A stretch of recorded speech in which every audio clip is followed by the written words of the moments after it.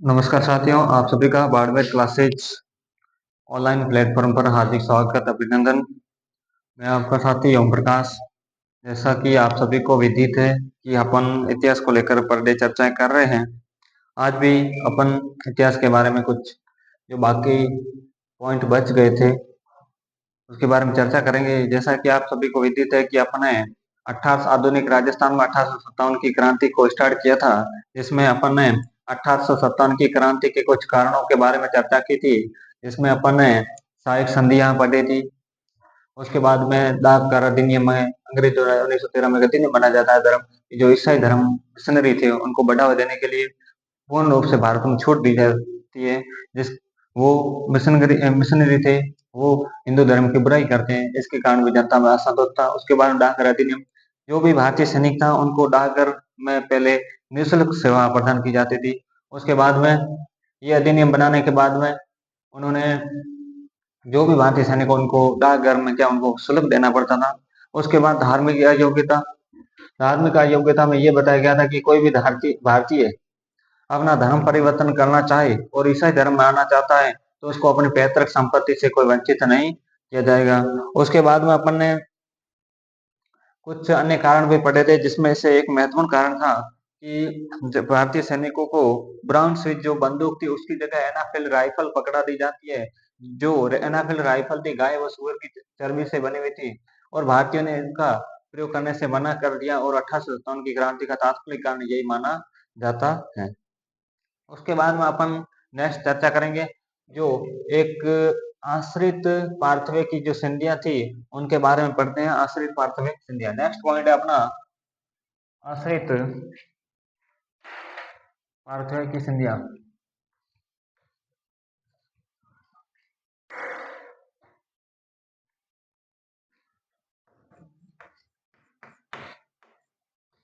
आश्रित पार्थवे की संधियां कौन सी संधियां?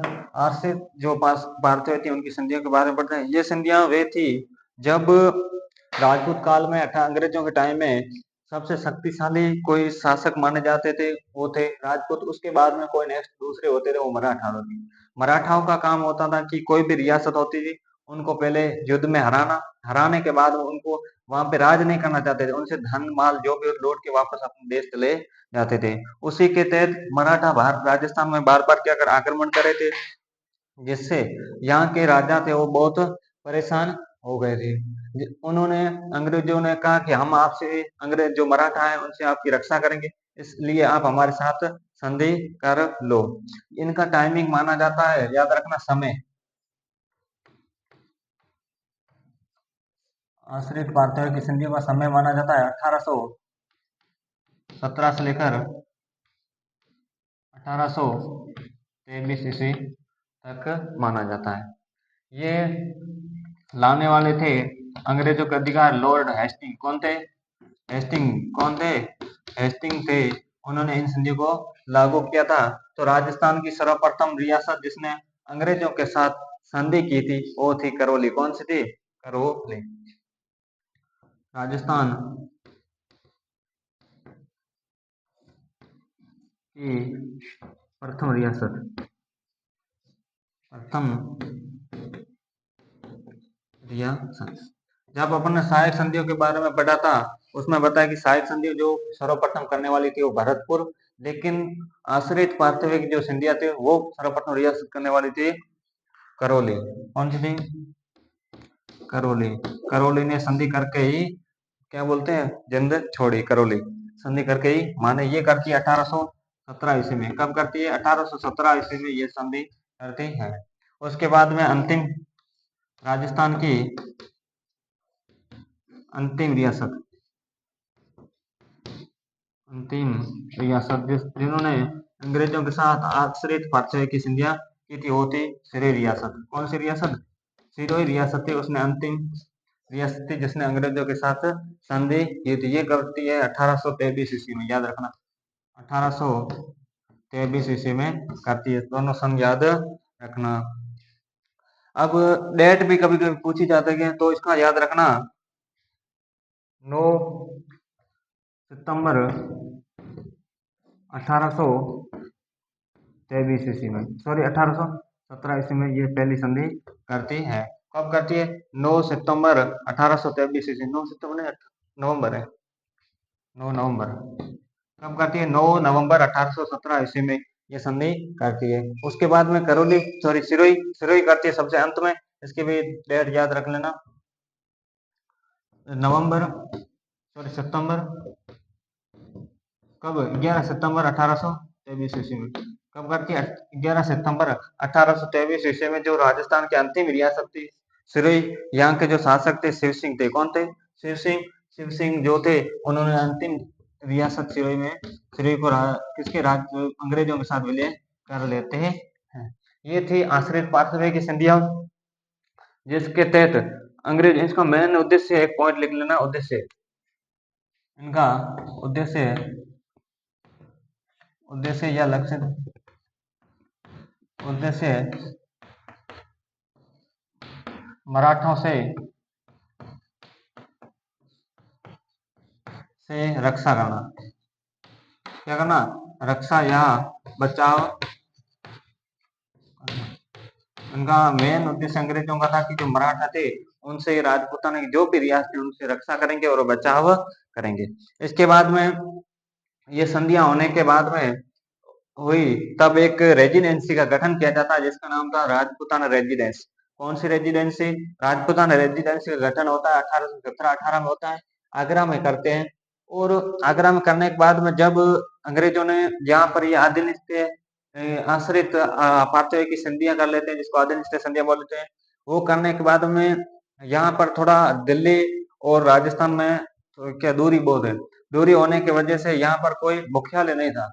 मुख्यालय न होने की वजह से जो राजपूताना रेजिडेंसी था, उसका मुख्यालय कहाँ स्थानांतरित करते हैं? अजमेर में करते हैं। अजमेर में करने के बाद में वहां पर अलग अलग, अजमेर में एक अंग्रेज अधिकारी को बिठा दिया जाता है, जिसको बोलते हैं एजीजी। क्या बोलते हैं? एजीजी। एक अंग्रेज अधिकारी बड़ा होता है, जिसको बोलते हैं एजीजी, जिसका नाम था एजेंट टू गवर्नर जनरल। वो वहां पर बैठा करता था। एजीजी बैठने के बाद एजीजी तो एक अजमेर में रहता था, बड़ा मुख्यालय होता था। उसके नीचे और छोटे छोटे अधिकारी होते थे, काम करते हैं, जिसको बोलते हैं पीए। जिसको बोलते हैं पीए, पॉलिटिकल एजेंट होते हैं, वो काम करते हैं। जैसे अपन मुख्यमंत्री है, मुख्यमंत्री एक राज्य का होता है, उसके नीचे क्या होता है? मंत्री होते हैं। मंत्री भी अलग अलग, कैबिनेट मंत्री, राज्य मंत्री होता है, उप मंत्री होता है, ये सब अलग अलग बटे होते हैं और सभी सामूहिक रूप से काम करते हैं। दिल्ली में देखो प्रधानमंत्री, प्रधानमंत्री के यहाँ कैबिनेट मंत्री वगैरह। अलग राज्यों में क्या है? मुख्यमंत्री। और मुख्यमंत्री के नीचे कौन सा है? मंत्री वगैरह होते हैं, कैबिनेट मंत्री होते हैं, राज्य मंत्री होते हैं, उप मंत्री होते हैं, ये सभी काम मिलकर करते हैं। उसी प्रकार से पहले के टाइम में भी एक राज्य में, या पहले देश भारत में, जी जी, गवर्नर जनरल, गवर्नर जनरल के नीचे एजीजी, एजीजी होता था। वो कहाँ बैठता था? एक राज्य होता है, उसके बड़े मुख्यालय में बैठता, जैसे राजस्थान राजपूताना था, राजपूताना में बैठता था अजमेर में। उसके नीचे पीए, पॉलिटिकल एजेंट, दो काम करते थे। उनके बाद, इसके बाद में अपन पढ़ते हैं राजपूताना रेजिडेंसी के बारे में।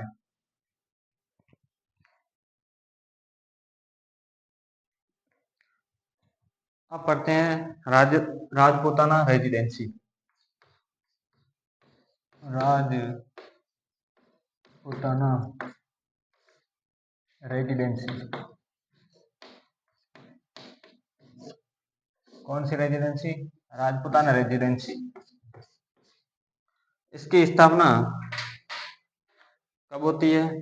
इसकी स्थापना होती है 1817, या आपको कुछ 1818, दोनों याद रखना। सन 1817 या 1818 में।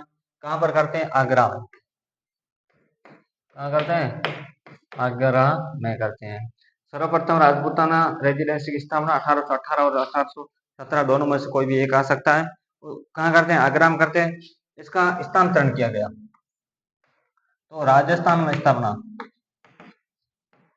राजस्थान में स्थापना, राजस्थान में स्थापना कब करते हैं?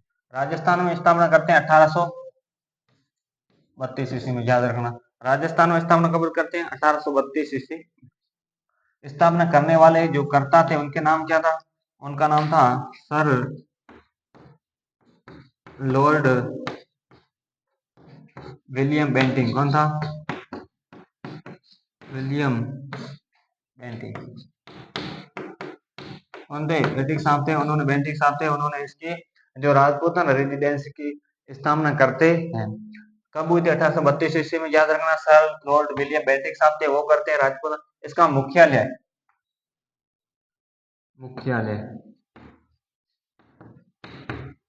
इसको हेड क्वार्टर बोलते हैं। हेड क्वार्टर की स्थापना कहाँ की गई? अजमेर में।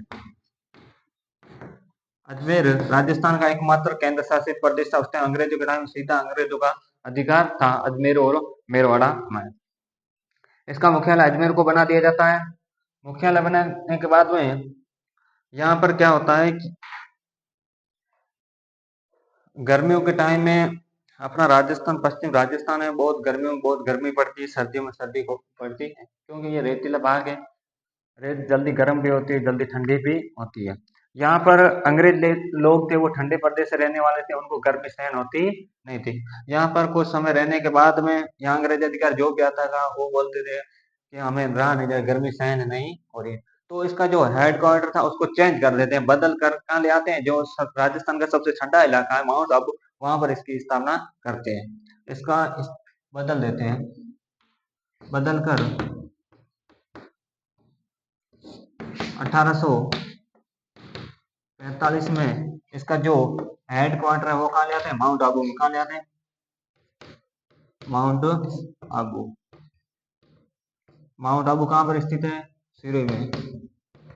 कहाँ स्थित है? सिरोही में ले आते हैं।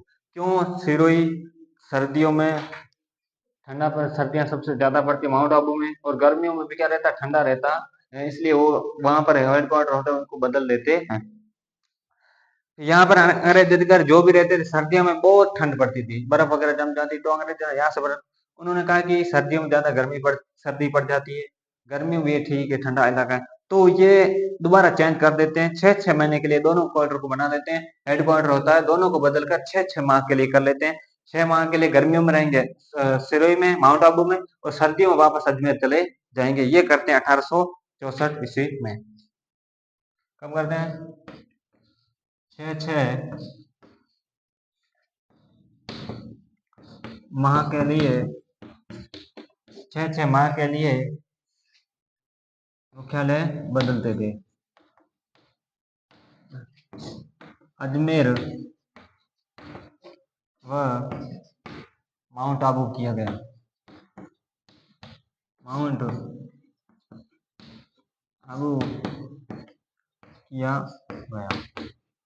6-6 माह के लिए इस मुख्यालय को बदल देते हैं।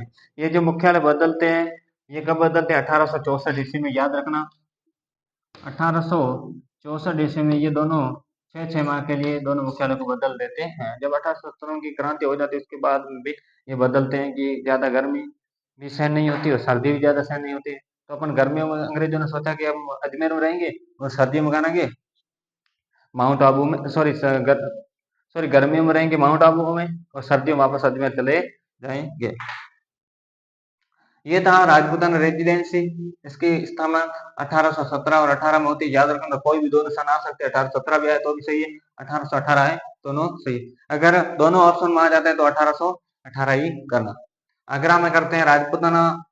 जो राजपूताना था राजस्थान में, इसकी स्थापना करते हैं 1832 ईस्वी में करने वाले सर विलियम बेंटिक साहब। मुख्यालय अजमेर को बना दिया जाता है ना, उसको बदल कर कब करते हैं? 1845 ईस्वी में माउंट आबू कर लेते हैं। उसके बाद में 6-6 माह के लिए दोनों मुख्यालय को बना लिया जाता है। गर्मियों में रहेंगे माउंट आबू में, सर्दियों में वापस कहाँ चले जाए? अजमेर चले जाएंगे। इसके यहाँ पर स्थापना होने के बाद में एक पद था, यहाँ पर एक पद बनाया गया, पद का नाम था एजीजी। क्या था? AGG, agent to governor general. भारत स्तर पर था गवर्नर जनरल। गवर्नर जनरल के नीचे जो काम करेगा वो था लेफ्टिनेंट गवर्नर जनरल। कौन था? गवर्नर जनरल, जी जी जी जी जी। उसके बाद नीचे काम करेगा एल जी जी जी, लेफ्टिनेंट गवर्नर जनरल। उसके नीचे कार्य करेगा एजीजी। कौन करेगा? एजीजी, ये सीधा केंद्र सरकार के नियंत्रण में था। तो एजी यहाँ पर एक पद सर्जित किया गया जिस पद का नाम था एजेंट टू गवर्नर जनरल, जिसको शॉर्ट में बोलते हैं एजी जी, एजेंट टू गवर्नर, जो सीधा गवर्नर जनरल के अधीन काम करता था। तो याद रखना कि प्रथम राजस्थान के एजेंट टू गवर्नर जनरल कौन थे? राजस्थान के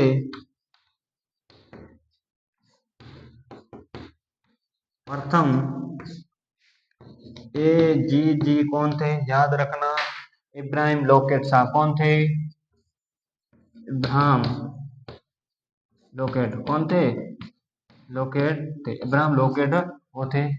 1857 की क्रांति के समय, 1857 की क्रांति के समय एजीजी वो थे जॉर्ज पैट्रिक लॉरेंस। कौन थे? George Patrick Lawrence. George Patrick Lawrence कौन थे? लॉरेंस थे। याद रखना, 1857 की क्रांति के समय राजस्थान के एजेंट टू गवर्नर जनरल कौन थे? George Patrick Lawrence. सर्वप्रथम कौन थे? इब्राहिम लोकेट साहब। जो एजीजी के full form agent to governor general, वो किसके नीचे काम करता है? सीधा गवर्नर जनरल के नीचे काम करता है। ये होगी राजपूताना रेजिडेंसी। राजपूताना रेजिडेंसी का गठन होने के बाद में एजीजी का पद सर्जित होता है। एजीजी का पद सर्जित होने के बाद में एजेंट टू गवर्नर जनरल थे, इनके नीचे को अन्य अधिकारी होते हैं, वो काम करते हैं।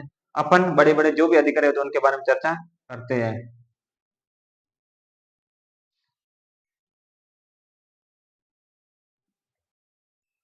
आइए साथियों आगे बढ़ते हैं। जो एजीजी था उसके नीचे पद कौन से थे उनके बारे में पढ़ते हैं।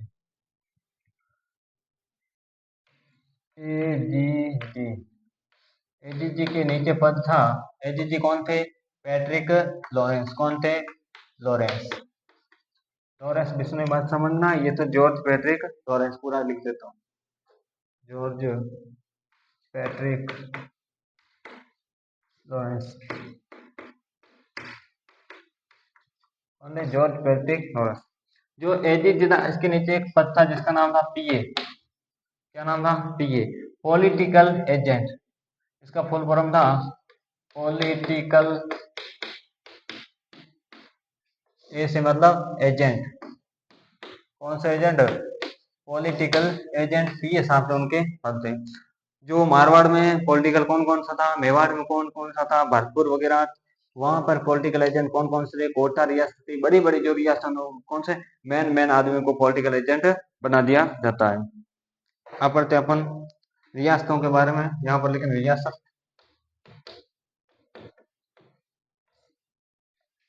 शासक और पॉलिटिकल एजेंट कौन कौन थे उनके बारे में पढ़ते हैं। पहली सबसे बड़ी रियासत थी मेवाड़। कौन सी थी? मेवाड़।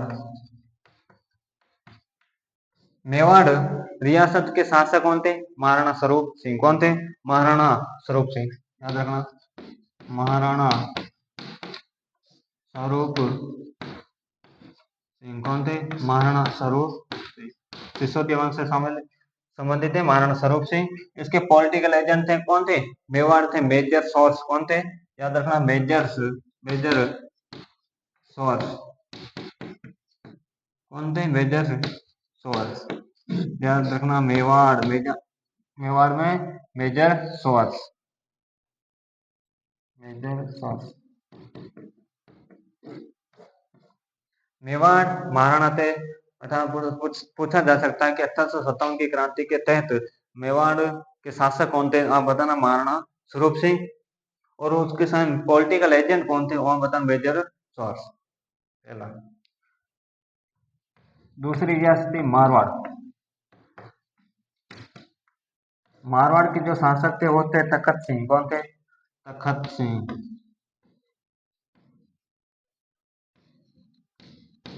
तखत, महाराजा तखत सिंह। जो मारवाड़ के पॉलिटिकल एजेंट कौन थे? तखत सिंह शासक उस टाइम पे मैक मोशन। कौन थे? मैक मोशन। कौन थे? मैक मोशन, जिसको मेका बाबा के नाम से भी जाना जाता है। इनकी ऊंट की समाधि बनी हुआ पाली में, ठीक है। उसके बाद में जयपुर, और कौन से, जयपुर,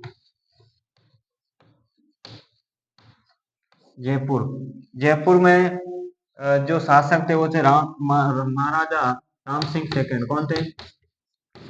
महाराजा राम सिंह सेकंड, जो कच्छा वंश से संबंधित थे, महाराजा राम सिंह सेकंड, याद रखना। और यहाँ पर एक पॉलिटिकल एजेंट थे, मेजर ईडन। कौन थे? Eden, Major Eden. कौन थे? Major Eden. उसके बाद में भरतपुर, कौन? भरतपुर, भरतपुर में जसवंत सिंह। शासक कौन थे? रियासत कौन थी? भरतपुर, भरतपुर में थे जसवंत सिंह। भरतपुर राजा थे जसवंत सिंह। और यहाँ के जो पॉलिटिकल एजेंट थे वो थे मॉरिसन। कौन थे? Major Morrison. कौन थे? मॉरिसन, याद रखना।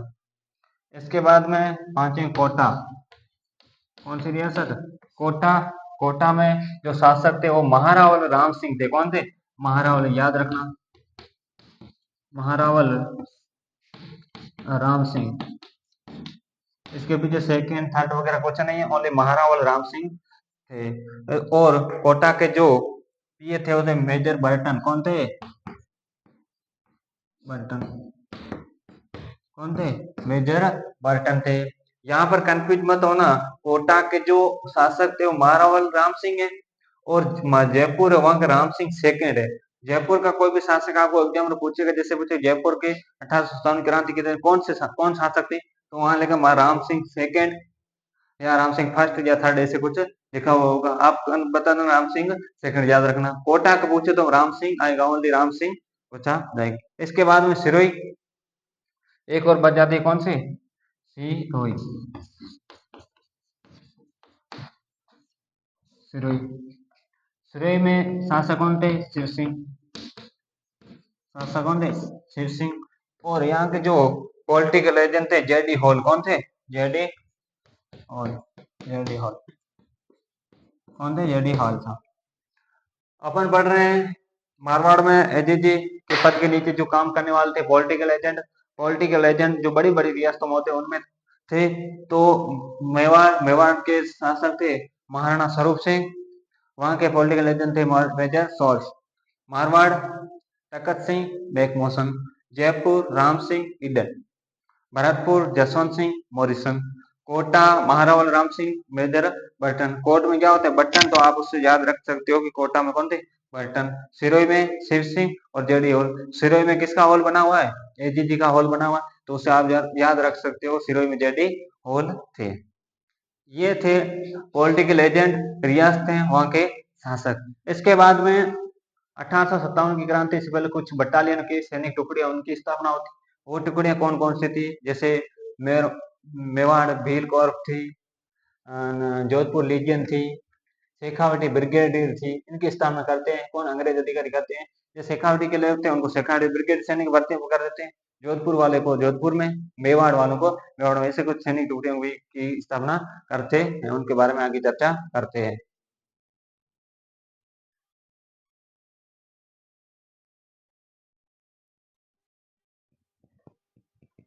इसके बाद में साथियों अपन पढ़ते हैं सैनिक टुकड़ियां। क्या बोलते हैं? सैनिक टुकड़ियां,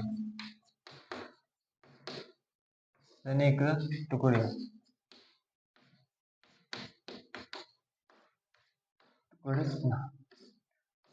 अंग्रेजों द्वारा कुछ सैनिक टुकड़ियों की स्थापना कर दी जाती है। कौन कौन सी सैनिक टुकड़ियां थी उनके बारे में चर्चा करते हैं। पहली उन्होंने स्थापना की थी मेरवाड़ा बटालियन। कौन सी? मेरवाड़ा बटालियन।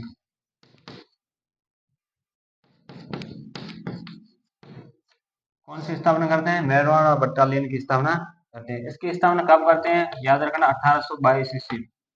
कब करते हैं? 1822 ईस्वी में मेरवाड़ा बटालियन की स्थापना करते हैं। मेरवाड़ा सीधा केंद्र शासित प्रदेश था। मेरवाड़ा और अजमेर सीधा अंग्रेजों के नियंत्रण में था। इसका मुख्यालय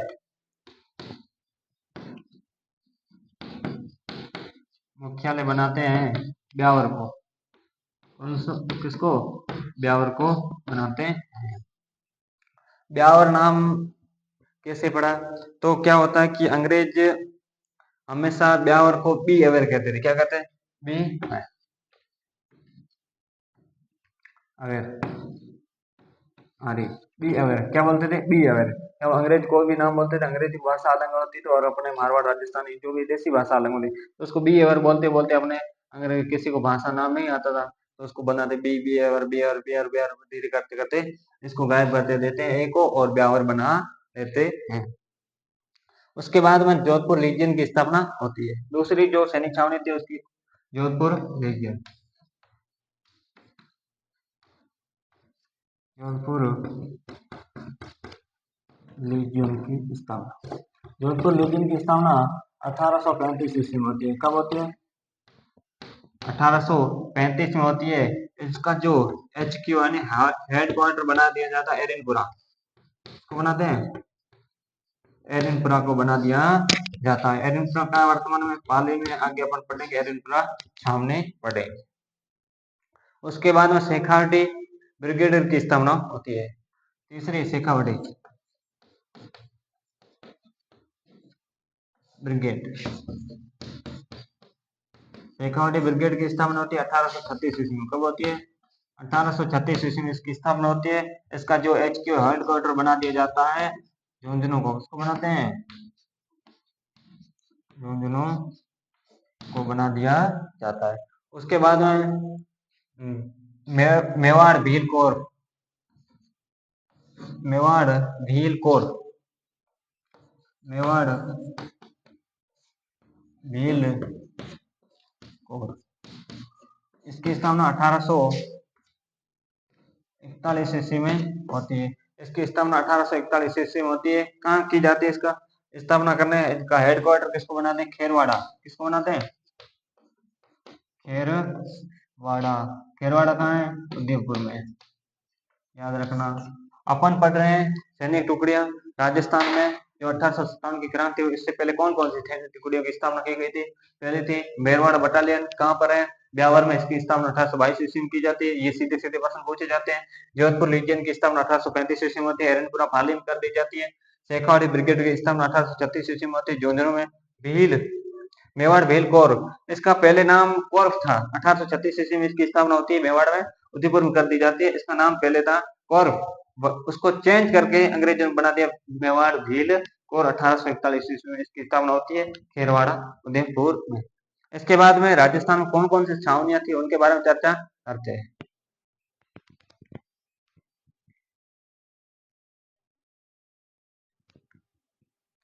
इसके बाद में अपन पढ़ेंगे कि 1857 की क्रांति से पहले राजस्थान में कौन कौन सी छावनियां थी उनके बारे में पढ़ते हैं।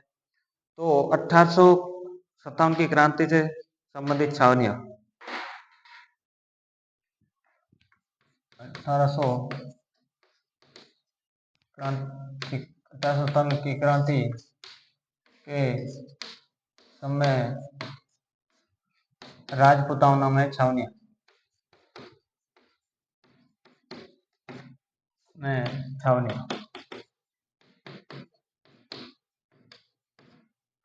ये सीधा प्रश्न पूछा जाता है कि 1857 की क्रांति के तहत राजस्थान कुल कितनी छावनियां थी? आप याद रखना 6। कितनी थी? 6 छावनियां थी। 6 छावनियां राजस्थान में थी। अब कौन कौन से छावनियां थी उनके बारे में एक एक करके पढ़ते। पहली छावनी थी नसीराबाद।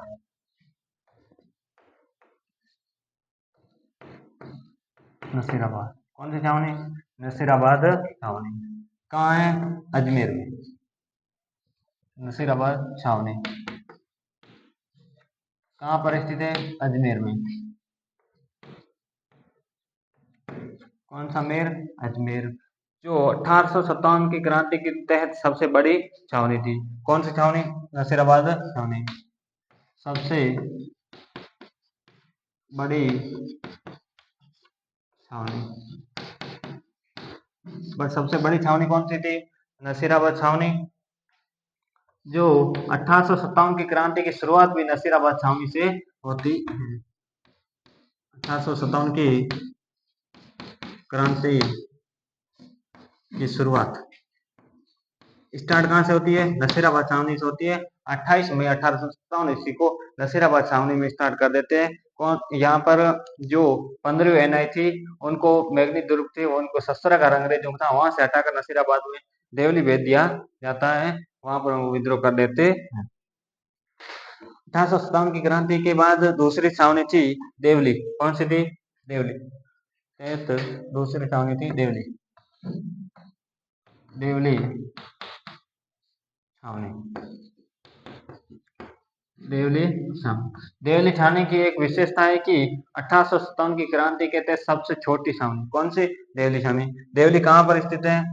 याद रखना, टोंक में। कहाँ है? देवली कहाँ है? टोंक में। जो इसकी विशेषता है कि सबसे छोटी छावनी। सबसे बड़ी कौन सी? नसीराबाद। और सबसे छोटी याद रखना कौन सी? देवली छावनी। इसके बाद में तीसरी है एरिनपुरा। कौन सी पुरा? एरिनपुरा छावनी। कौन सी छावनी? एरिनपुरा छावनी। एरिनपुरा कहाँ है? पाली में। याद रखना कहाँ पर स्थित है? पाली में। और सर्वाधिक विद्रोह वाली छावनी कौन सी है? एरिनपुरा छावनी है सर्वाधिक। याद रखना इसकी विशेषता की सर्वाधिक विद्रोह करने वाली छावनी या विद्रोह वाली छावनी। विद्रोह करने वाली छावनी कौन सी है? एरिनपुरा, जिसमें सर्वाधिक विद्रोह होते हैं। उसके बाद में नीमच छावनी। कौन सी छावनी? नीमच। नीमच छावनी। चौथी छावनी कौन सी है? नीमच छावनी। नीमच वर्तमान में कहाँ है? एमपी में। कहाँ है? एमपी में। पहले भी एमपी में था। एमपी मध्य प्रदेश में स्थित है। नीमच छावनी कहाँ पर स्थित है? मध्य प्रदेश में। इसकी विशेषता क्या है? ये सीमांत छावनी है। कैसी छावनी है? सीमांत छावनी। सीमांत छावनी। क्योंकि ये छावनी थी राजस्थान और मध्य प्रदेश की सीमा पर स्थित थी, तो संयुक्त रूप से दोनों की, मध्य प्रदेश और राजस्थान की क्या थी? छावनी थी। इसको सीमा छावनी के नाम से भी जाना जाता है। इसके बाद में पांचवी थी खेरवाड़ा। कौन सा वाड़ा? खेरवाड़ा। खेरवाड़ा कहाँ है? उदयपुर में। कहाँ है? उदयपुर। कौन से पुर में? उदयपुर में खेरवाड़ा है।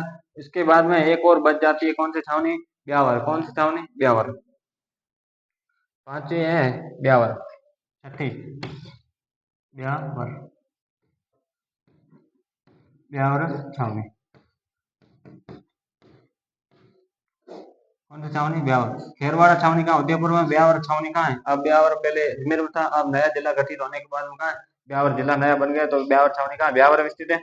इनकी विशेषता है कि 1857 की जब क्रांति हुई, इन दोनों छावनियों ने 1857 की क्रांति में भाग नहीं लिया। तो लिखना 1857 की क्रांति के तहत खेरवाड़ा व ब्यावर दोनों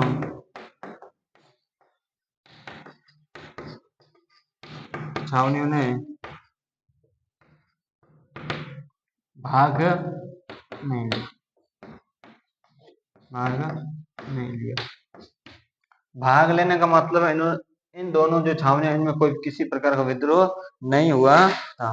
अपन पढ़ रहे हैं 1857 की क्रांति के तहत राजपूताना में कौन कौन से छावनियां थी उनके बारे में। सर्वप्रथम नसीराबाद कहाँ स्थित है? अजमेर में। याद रखना सबसे बड़ी छावनी। इसकी विशेषता कई बार प्रश्न पूछा चुका कि 1857 की क्रांति के तहत राजस्थान की सबसे बड़ी छावनी कौन सी है? तो याद रखना कौन सी है? नसीराबाद। उसके बाद में 1857 की क्रांति की शुरुआत कौन सी छावनी से होते? ये वेरी वेरी इंपॉर्टेंट। इससे कई बार प्रश्न पूछा गया है हर एग्जाम में, चाहे कोई भी एग्जाम देखो, राजस्थान जीके में कोई भी, राजस्थान के जो भी कंपटीशन के एग्जाम है उनमें पूछा गया।